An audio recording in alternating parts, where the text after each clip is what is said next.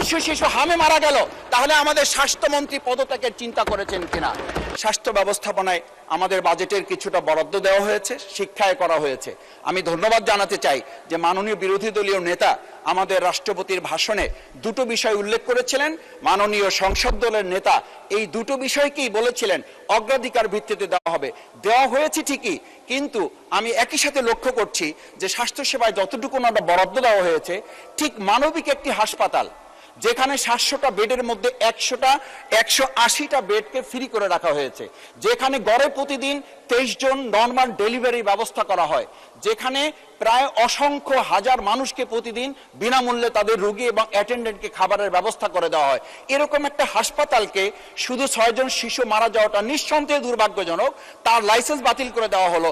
মাননীয় স্পিকার, আমি জানতে চাই, তাহলে 300 শিশু হামে মারা গেল, তাহলে আমাদের স্বাস্থ্যমন্ত্রী পদত্যাগের চিন্তা করেছেন কিনা?